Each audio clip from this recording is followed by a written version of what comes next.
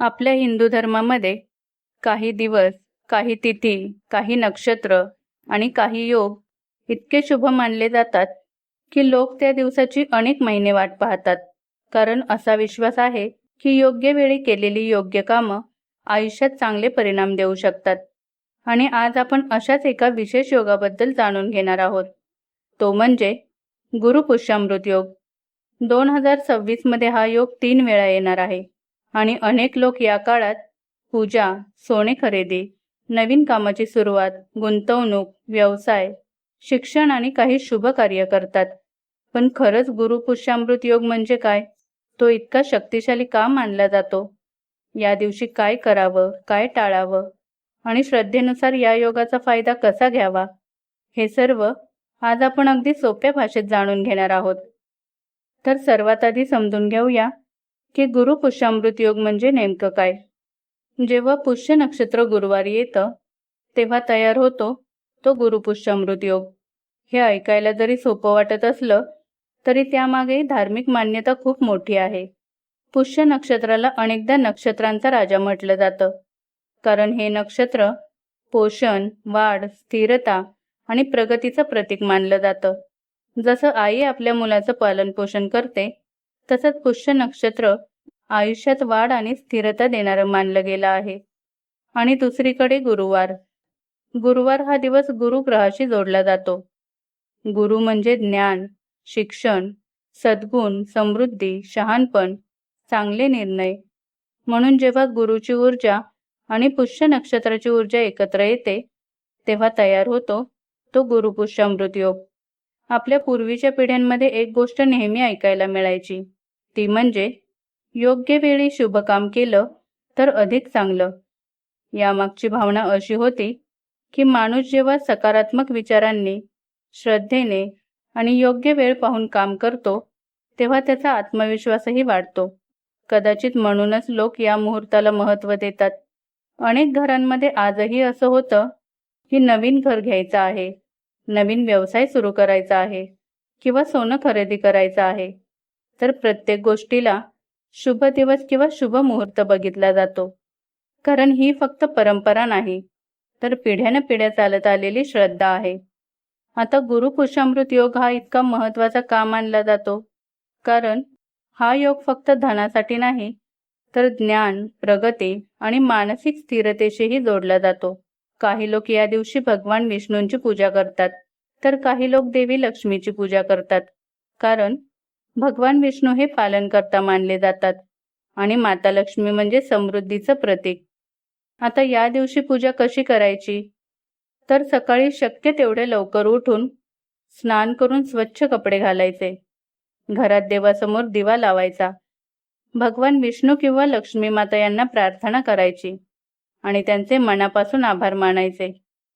हे सर्व करत असताना मात्र मोठेच विधी करायला हवेत असं काहीही नसतं, तर श्रद्धा महत्त्वाची असते. काही लोक या दिवशी विष्णू सहस्त्रनाम पठण करतात, तर काही जण गुरुमंत्र म्हणतात, तर काही लोक फक्त शांत बसून ध्यान करतात.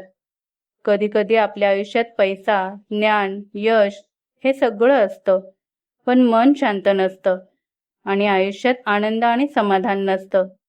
म्हणूनच कदाचित आपल्या परंपरांनी बाह्य प्रगतीसोबत अंतर्मनालाही महत्त्व दिलं आहे. आता जाणून घेऊया की या दिवशी लोक कोणती कामं शुभ मानतात.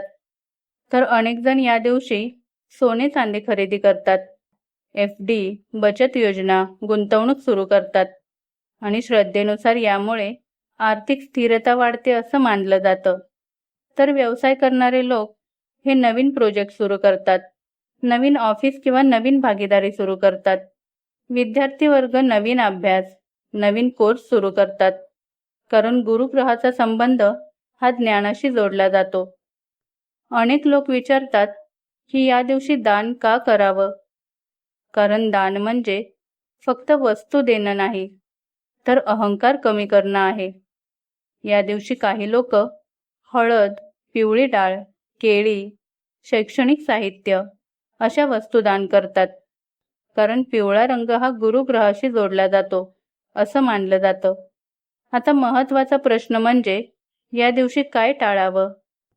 तर परंपरेनुसार वादविवाद टाळावेत, राग टाळावा, नकारात्मक गोष्टी, नकारात्मक विचार टाळावेत, कारण हा दिवस सकारात्मकतेशी जोडला जातो. काही मान्यतांनुसार विवाह मुहूर्त देखील टाळले जातात. तर काही लोक कर्ज घेणं शुभ मानत नाहीत. पण इथे एक गोष्ट लक्षात ठेवणं महत्त्वाचं आहे, आणि ती म्हणजे श्रद्धा. कारण श्रद्धा ही वैयक्तिक असते. कोण काय मानतं हे ज्याचं त्याचं मत असतं, आणि ते वेगळं देखील असू शकतं. म्हणून कोणतीही गोष्ट करताना आपल्या कुटुंबातील परंपरा आणि जाणकारांचा सल्ला घ्यावा. आता 2026 बद्दल बोलूया. असं सांगितलं जात आहे की 2026 मध्ये गुरु पुष्यामृत योग हा 3 वेळा येणार आहे. म्हणून ज्यांना काही शुभ सुरुवात करायची असेल त्यांनी या तारखेला शुभ गोष्टी करायला काही हरकत नाही. त्या तारखा म्हणजे पुढील प्रमाणे: 23 एप्रिल गुरुवार 2026, 21 मे गुरुवार 2026 आणि 18 जून गुरुवार 2026. शेवटी एवढंच, शुभ वेळ महत्त्वाची असू शकते, पण त्याहून मोठं असतं ते प्रामाणिक प्रयत्न, चांगली कर्म आणि श्रद्धा. कारण योग्य वेळ मिळाली तरी प्रयत्नच केले नाही तर यश मिळणं कठीण आहे. जर मनात श्रद्धा असेल, कामात मेहनत असेल आणि विचार सकारात्मक असतील तर प्रत्येक दिवस शुभ होऊ शकतो. तर मंडळी, तुम्हाला गुरु पुष्यामृत योगाबद्दल आधी माहिती होती का? आणि या दिवशी तुम्ही कोणती शुभ गोष्ट करणार आहात हे कमेंटमध्ये नक्की सांगा. आणि व्हिडिओ आवडला असेल तर एक लाईक नक्की करा आणि जास्तीत जास्त शेअर करा. व अशाच धार्मिक माहितीसाठी आपल्या अविरत प्रवाह या चॅनेलला सबस्क्राईब करायला विसरू नका. तर पुन्हा भेटूया पुढील व्हिडिओमध्ये. धन्यवाद.